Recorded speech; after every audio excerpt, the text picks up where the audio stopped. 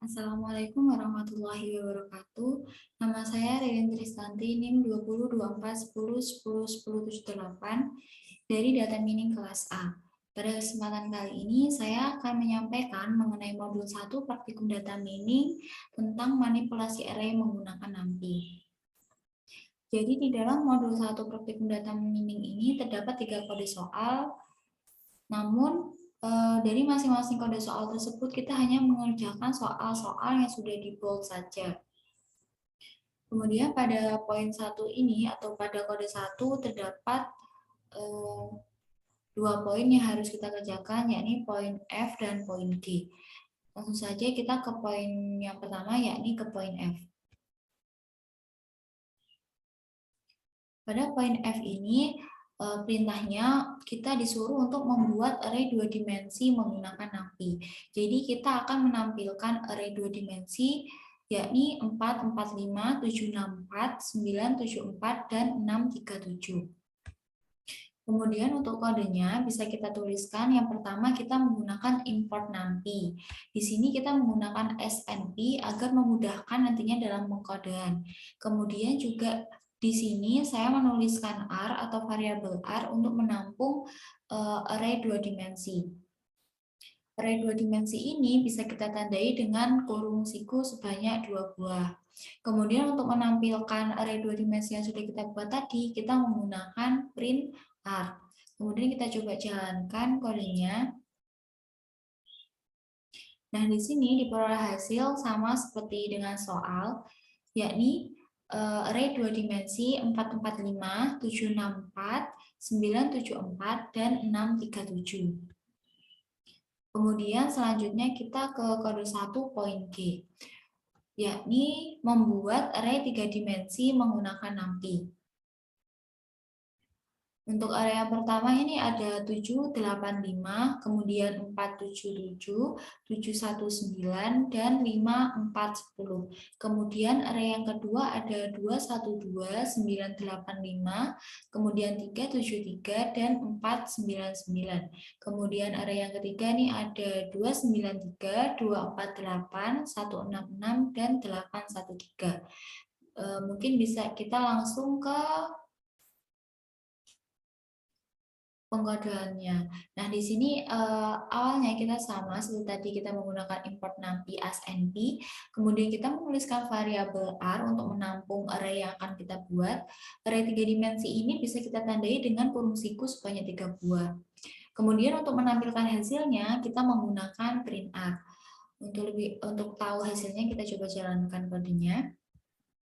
Nah, di sini sama seperti soal tadi, juga terdapat array 3 dimensi. Yang pertama ada 785, 477, 719, dan 5410.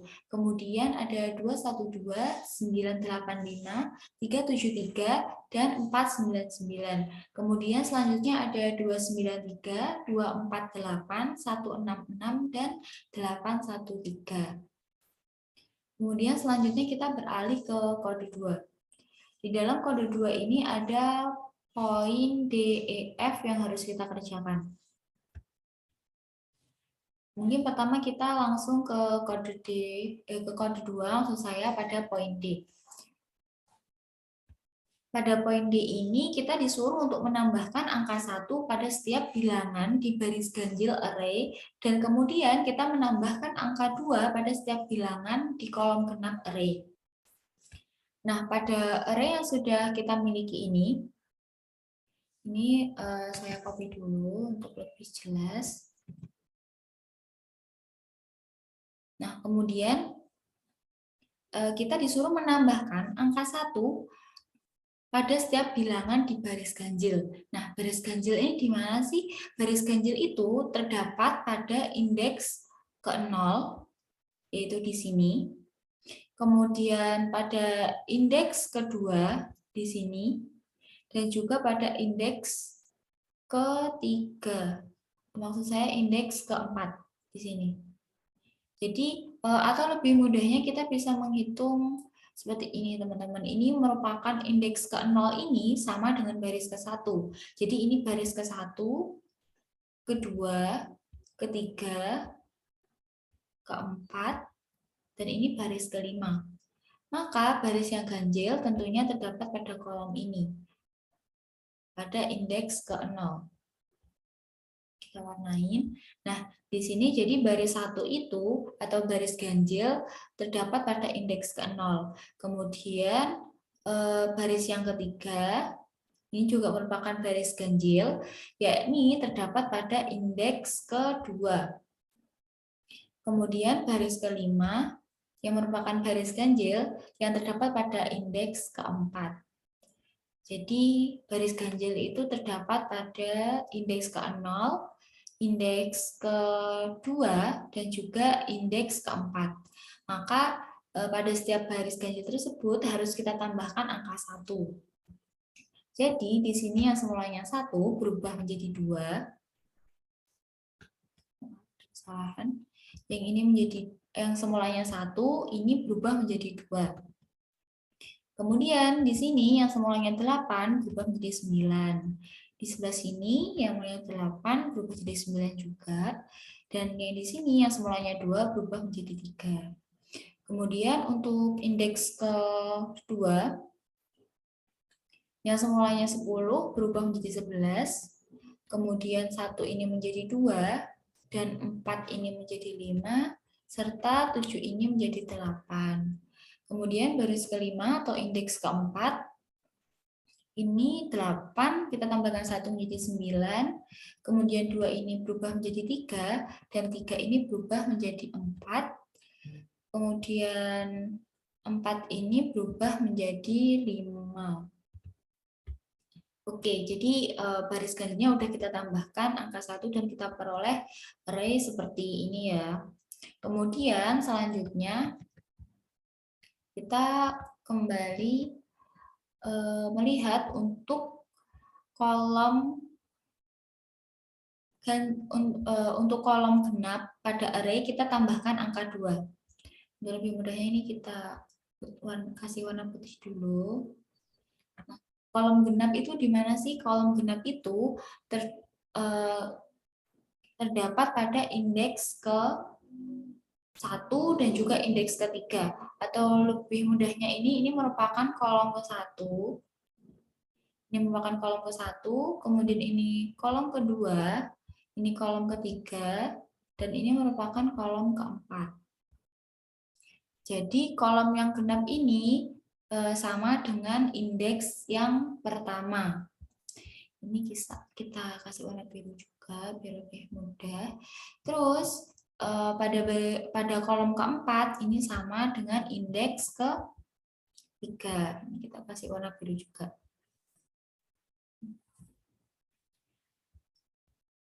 Sesuai dengan perintah soal, kolom genap tadi kita tambahkan angka 2 ya teman-teman. Jadi 9 ini berubah menjadi 11, kemudian 2 ini menjadi 4, 2 ini menjadi 4, dan 4 ini menjadi 6, kemudian 3 ini menjadi 5. Kemudian pada kolom keempat atau indeks kolom ketiga, 3 ini menjadi 5, 2 ini menjadi 4, 8 ini menjadi 10, kemudian 8 ini menjadi 10 juga, dan yang 5 ini menjadi 7. Lalu bagaimana sih kodenya supaya kita bisa menambahkan angka 1 pada baris ganjil dan juga menambahkan angka 2 pada kolom yang genap. Nah, bisa kita tuliskan kodenya seperti ini. Yang pertama kita tentunya mengimport nampi terlebih dahulu. Nah, di sini saya menggunakan asNP untuk mempermudah. Kemudian saya juga menuliskan R untuk menampung array yang akan kita buat. Nah, di sini saya menuliskan array semula sebagai perbandingan nantinya. Kemudian di sini saya menampilkan array baris ganjil, yakni kita tambahkan 1 dengan cara R tadi seluruh elemennya ini 2, kemudian pada kolomnya kita tambahkan dengan baris ganjilnya kita tambahkan 1. Kemudian selanjutnya kita menggunakan yang kolom genap kita tambahkan dengan 2. Caranya kita menggunakan R, terus ini kita menuliskan barisnya, kemudian untuk kolomnya dari kolom 1 hingga setelah kolom 2. Berarti sampai ke kolom yang ketiga atau indeks yang ketiga. Ini setelah indeks yang ke-0, yakni indeks 1, dari indeks 1, kemudian kolomnya itu dari setelah indeks yang kedua, jadi sampai indeks yang ketiga ini. Mungkin kita coba jalankan kodenya. Nah, di sini ditampilkan array semulanya ini 1882, 8212, 10147, 1478, dan 8234. Maka untuk array baris ganjilnya kita tambahkan 1. Jadi pada indeks yang ke 0 berubah menjadi 2993 dari 1882. Kemudian pada indeks kedua itu dari 10147 berubah menjadi 11258. Pada indeks yang keempat dari 8234 berubah menjadi 9345. Kemudian kita lanjut ke array kolom genap. Array kolom genap kita tambahkan 2 ini berasal dari array baris ganjil yang sudah kita tambahkan 1 tadi. Untuk kolom genapnya ini kan berada pada indeks ke-1 dan juga indeks ketiga. Maka pada kolom indeks ke-1 yang semula 92243 berubah menjadi 114465. Kemudian pada indeks kolom ketiga yang semula 32885 berubah menjadi 5410 10 7. Kemudian kita lanjut ke kode 2 pada poin E. Kode 2 pada poin E ini kita disuruh untuk membalikan sumbu Z array 3 dimensi berikut. Jadi pada awalnya soalnya ini sumbu X berada pada paling depan, kemudian disusul sumbu Y yang berada di sisi kanan sumbu X, dan sumbu Z ini berada di paling belakang atau di sebelah kanan sumbu Y. Dan hasil yang diharapkan, sumbu Z ini berubah menjadi di posisi yang paling depan, kemudian disusul dengan sumbu Y yang berada di sebelah kanan sumbu Z, dan disusul dengan sumbu X berada di paling belakang atau di sebelah kanan sumbu Y. Terus untuk kodenya gimana ya? Ini mungkin bisa langsung kita cek untuk kodenya. Yang pertama tentu saja kita harus mengimport NumPy terlebih dahulu, kemudian kita menuliskan array yang akan kita buat. Nah, di sini saya juga menuliskan array sebelum sumbu Z itu dibalik. Jadi nanti sebagai perbandingan. Kemudian kita menuliskan array sesudah sumbu Z dibalik, yakni dengan print r seluruh elemen min 1 dan kolomnya ini juga 1. Kemudian langsung kita jalankan kodenya. Nah, di sini diperoleh hasil array sebelum sumbu Z dibalik, yakni sumbu X berada di depan, 785, 477, 719, dan 5410. Kemudian disusul sumbu Y, 212, 985, 373, dan 499. Kemudian dilanjutkan dengan sumbu Z, yakni 293, 248, 166, dan 813. Kemudian setelah array sumbu Z itu dibalik, maka diperoleh hasil sumbu Z ini yang berada di depan. Jadi 293, 248, 166, 813 ini yang semulanya berada di belakang, dia berubah menjadi di depan. Kemudian untuk sumbu Y-nya ini tetap di tengah, karena posisinya ini kan ada 3 array. Terus kemudian untuk sumbu X, yang semulanya di depan 785, 477, 719, dan 5410 ini berubah menjadi posisinya di paling belakang. Seperti itu teman-teman. Kemudian kita lanjutkan ke soal kode 2, yakni pada poin F. Pada poin F ini kita diperintahkan untuk mengubah array pada soal E, pada poin E tadi, menjadi array 2 dimensi berukuran 6x6 menggunakan perintah reshape. Jadi pada soal poin E ini, kita disuruh mengubah menjadi array 2 dimensi berukuran 6x6.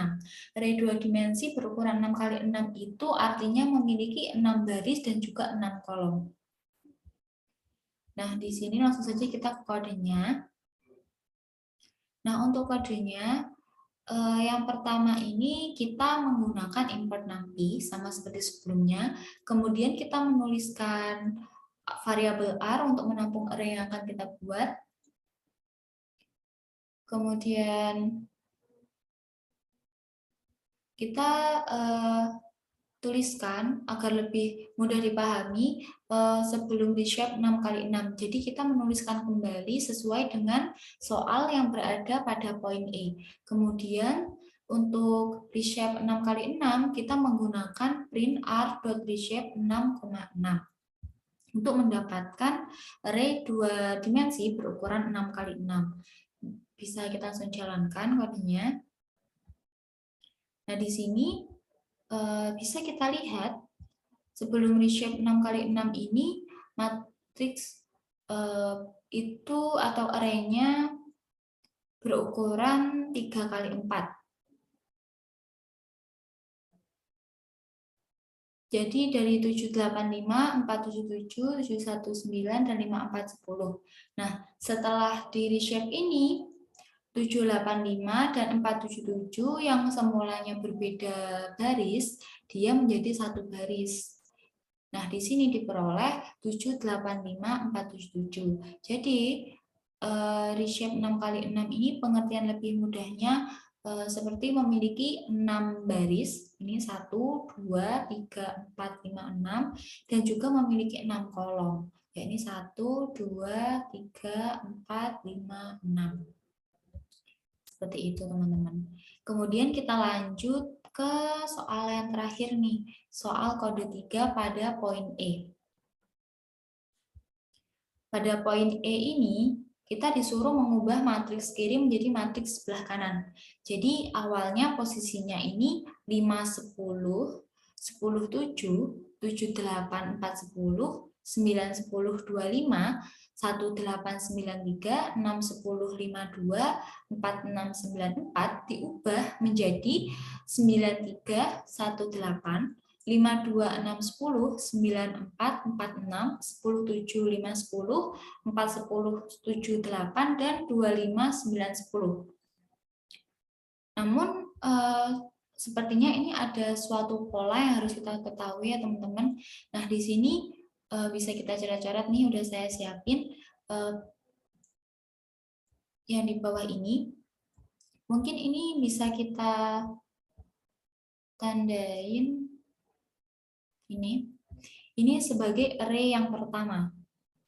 Kemudian di sini array yang kedua, di sini array yang ketiga, dan di sini array yang keempat.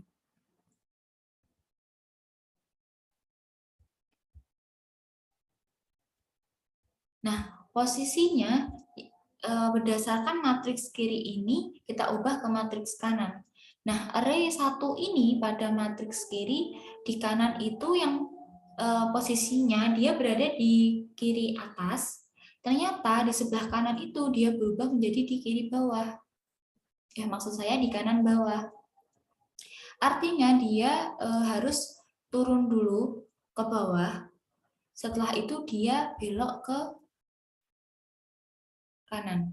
Jadi array 1 berubah posisinya menjadi di kanan bawah.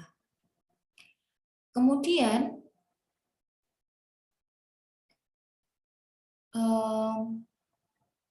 array yang kedua ini, dia posisi awalnya itu ada di kiri bawah. Setelah itu dia berada di kanan atas.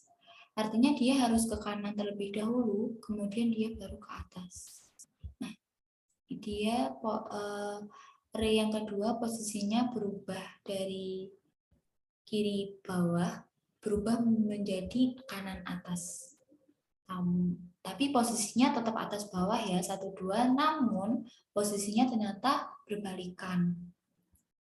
Kemudian untuk array yang ketiga ini, dari posisinya di kanan atas, berubah menjadi di kiri bawah. Artinya, dia harus ke kiri terlebih dahulu, kemudian dia baru turun ke bawah.